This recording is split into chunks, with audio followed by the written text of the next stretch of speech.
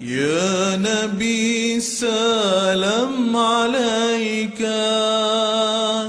يا رسول سلام عليك.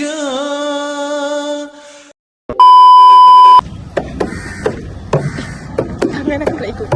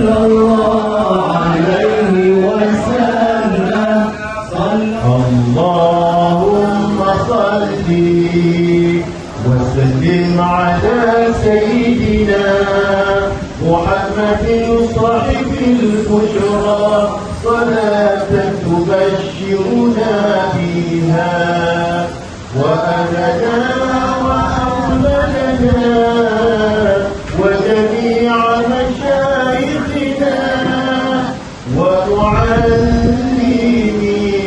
وطلبتنا وطالبتنا يومنا هذا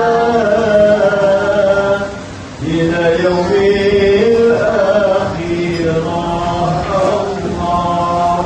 Itulah selawat yang dibaca oleh para ulama kita untuk mendoakan diri kita, keluarga kita dan semua hadirin muslimat.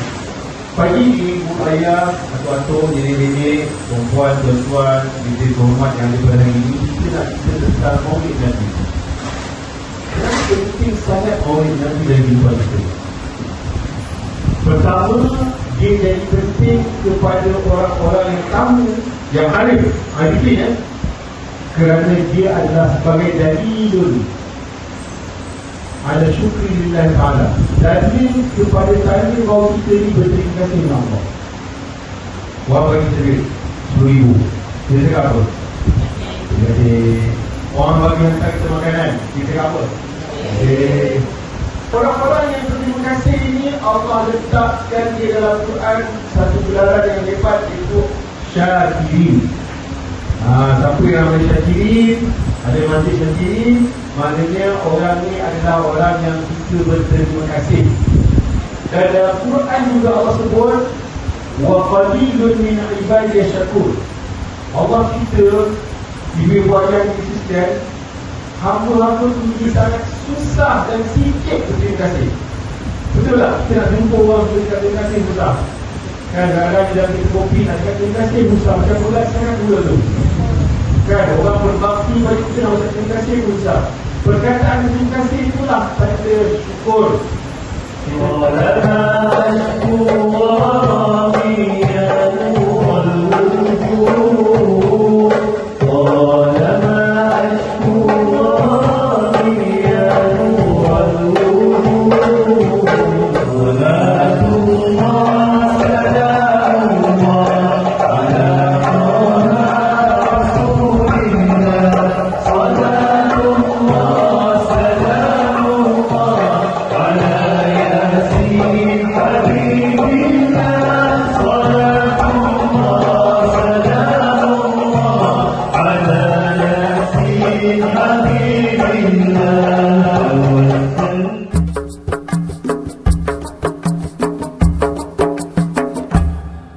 الصلاة على النبي والسلام على الرسول الشفيع الأبطاحي ومحمد عربي.